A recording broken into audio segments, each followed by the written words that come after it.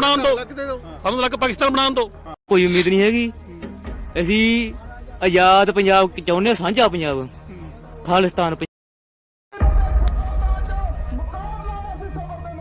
एक बार फिर पंजाब के किसानों ने दिल्ली कूच की तैयारी कर दी है। हजारों किसान ट्रैक्टर ट्रॉली लेकर दिल्ली की तरफ जा रहे हैं। रास्ते में हरियाणा पुलिस खड़ी है जो उन पर उन्हें रोकने के लिए आंसू गैस के गोले फेंक रही है। हजारों पुलिस वाले तैनात हैं। वह चप्पे चप्पे पर बैरिकेडिंग कर दी गई है, पर सभी को यही बात का डर है कि कहीं किसान आंदोलन के चलते फिर से 2020 से 21 जैसी कंडीशन ना हो जाए, जब देश की कैपिटल को 1.5 साल तक चारों ओर से घेरा गया था। सब्जी नहीं आ रहा है, पानी नहीं आ रहा है, पानी वाले नहीं आ रहे हैं, बच्चे सब पढ़ाई करने नहीं जा पा रहे। यही डर फिर से लोगों को हो गया है। टेंशन बढ़ रही है। किसान फिर से एमएसपी के साथ अपनी 12 मांगों को लेकर चढ़ाई करने की तैयारी में है। कांग्रेस समेत कई पार्टियों ने इसका समर्थन भी किया है।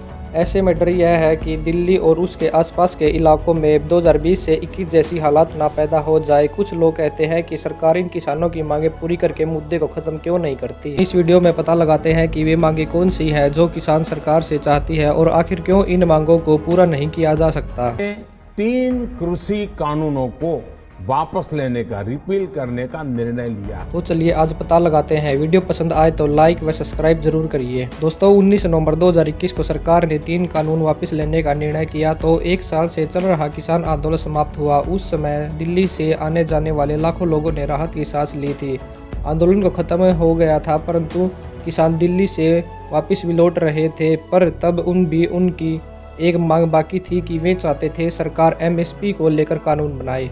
सरकार ने एक कमेटी बनाकर विचार करने की बात की, मगर कानून कभी नहीं बन पाया। वह एमएसपी पर कानून इतना आसान भी नहीं था। जिन लोगों को पता नहीं है उन्हें बता दे, एमएसपी यानी मिनिमम सपोर्ट प्राइस फसल का वह दाम है जिस पर सरकार फसल खरीदती है, फिर चाहे बाजार में उसका कोई भी दाम हो। बता दे, इंडिया गवर्नमेंट ने यह स्कीम 1960 के दशक में शुरू की थी, जब देश में अकाल आने वाला था। उस समय गवर्नमेंट हरित क्रांति का इस्तेमाल कर ज़्यादा से ज़्यादा ऐसी फसलें लगाकर उसे कंप्लीट करना चाहती थी। किसानों को ऐसी फसल लगाने के लिए प्रोत्साहन देने के लिए यह स्कीम चलाई गई थी, ताकि उन्हें फसलों के एक कम से कम गारंटी दी जा सके। आज सरकार के अनुसार 23 ऐसी फसलें हैं। जब भी ऐसी किसी तरफ से आंदोलन होता है तो लोगों को लगता है कि सरकार ऐसी मांगे मान क्यों नहीं लेती, क्यों चुनाव से पहले लोगों को भड़काया जाए व परेशान किया जाए, जब हर राज्य में सरकारें लोगों को फ्री में वस्तुएं बांट रही है, अपना वोट बैंक निश्चित कर रही है। तो दोस्तों आखिर एमएसपी की मांग को मानने में सरकार को क्या दिक्कत है? तो एक्सपर्ट्स का यह मानना है कि इनको मानना इतना भी आसान नहीं है। इसमें कई परेशानी है और एक परेशानी यह भी है कि इनको मानने में चाहिए रुपया पैसा। बिजनेस टुडे के अनुसार इनको मानने के लिए 10 लाख करोड़ रुपए खर्चने होंगे। यह इतनी बड़ी रकम है कि इस बार का जो बजट था 11 लाख करोड़ का था। हालांकि 2020 में कृषि का कुल मूल्य 40 लाख करोड़ का था, जिसमें डेयरी, हॉर्टिकल्चर, पशु और एमएसपी वाली फसलें भी शामिल थी। इसके अलावा फाइनेंशियल ईयर 2020 में कृषि की इस पर कहना है कि सरकार को इंफ्रास्ट्रक्चर से विड्रॉ करना पड़ेगा या देश का रक्षा बजट कम कर दे। अगर ऐसा नहीं किया तो सरकार डायरेक्ट या इनडायरेक्ट टैक्स को बढ़ाकर इसका इंतजाम करे।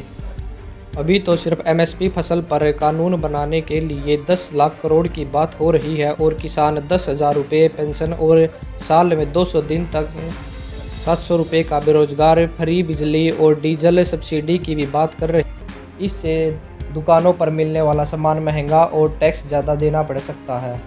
ज़्यादातर प्रोजेक्ट्स रुक जाएंगे या पोस्टपोन हो जाएंगे। आर्मी पर भी कम पैसा लगेगा। एक्सपर्ट तो यह कहते हैं कि फसलों पर एमएसपी की मांग मान ली जाए तो टोटल 40 लाख करोड़ रुपए होता है और इस साल का कुल बजट ही 45 लाख करोड़ बचा था। कानून बनाकर एमएसपी का नुकसान है कि धान व गन्ने जैसी फसलों में बहुत ज़्यादा पानी की जरूरत होती है। एमएसपी के कारण किसान इन्हें लगाएंगे तो इलाकों में पानी की कमी होगी और पंजाब में यही हो रहा है। वहाँ फ्री बिजली व एमएसपी के चलते बहुत लोगों ने ऐसी फसलें लगाई।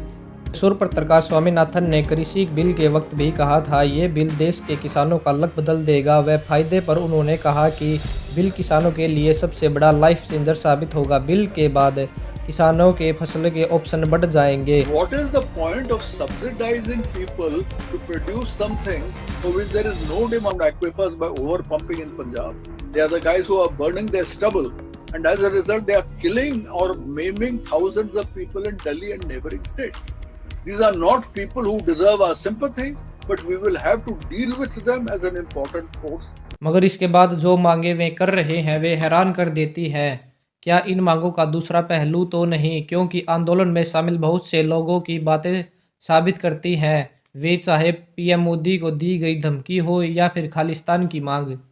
ਸਾਮਨ ਦੀ ਤਾਂ ਸਾਨੂੰ ਛੱਡ ਦਿਓ, ਤਾਂ ਸਾਨੂੰ ਲੱਗ ਖਾਲਿਸਤਾਨ ਬਣਾਉਣ ਦਿਓ, ਸਾਨੂੰ ਲੱਗ ਪਾਕਿਸਤਾਨ ਬਣਾਉਣ ਦਿਓ, ਪਾਕਿਸਤਾਨ ਨਾਲ ਜੁੜ ਜਾਂਦੇ ਅਸੀਂ ਖਾਲਿਸਤਾਨ ਬਣਾ ਕੇ ਆਪਣਾ। ਸਾਨੂੰ ਇਹਨਾਂ ਤੋਂ ਕੋਈ ਉਮੀਦ ਨਹੀਂ ਹੈਗੀ। ਅਸੀਂ ਆਜ਼ਾਦ ਪੰਜਾਬ ਚਾਹੁੰਦੇ ਹਾਂ, ਸਾਂਝਾ ਪੰਜਾਬ, ਖਾਲਿਸਤਾਨ ਪੰਜਾਬ। आपने सुन ली इन लोगों की बात, लेकिन आंदोलन में शामिल 2-4 लोगों की बातों से यह प्रूव नहीं होता कि आंदोलन में शामिल सभी लोगों की यही सोच है। लेकिन 2-4 लोग भी अगर कैमरे के सामने देश तोड़ने की बात कर रहे हैं तो यह सीरियस मामला है। कुछ लोग ये बोल रहे हैं तो भीड़ में और लोगों पर दावा नहीं किया जा सकता जो इन जैसी सोच रखते हो। लेकिन ज़रूरी है जो लोग इन मांगों को लेकर आंदोलन कर रहे हैं उन्हें सरकार से खुलकर बात करनी चाहिए। सरकार व खुद को समझाना होगा कि उन मांगों को पूरा करने के लिए देश के लिए क्या फ़ायदे हैं। ये वैसा ही है जैसे हर बाप अपने बच्चे की मांग को पूरा करता है। अगर बच्चा बड़ा हो तो उन्हें भी समझना होगा। घर में बहुत से मेंबर होते हैं और उनकी अपनी ज़रूरतें होती हैं। आखिर देश में नागरिक परिवार की तरह होता है। नाराज़गी कितनी भी क्यों न हो, बाद में हर प्रॉब्लम का इलाज मिलजुल कर निकालना चाहिए। इसलिए सरकार को भी चाहिए कि वो अपने नागरिकों पर गोली न चलाए, कोई जुर्म न करे और न ही नागरिकों को चाहिए कि वे अपनी सरकार को दुश्मन मानकर उसके खिलाफ जंग करे। वैसे आपको इस आंदोलन के बारे में क्या लगता है? कमेंट सेक्शन में अपनी राय जरूर दें।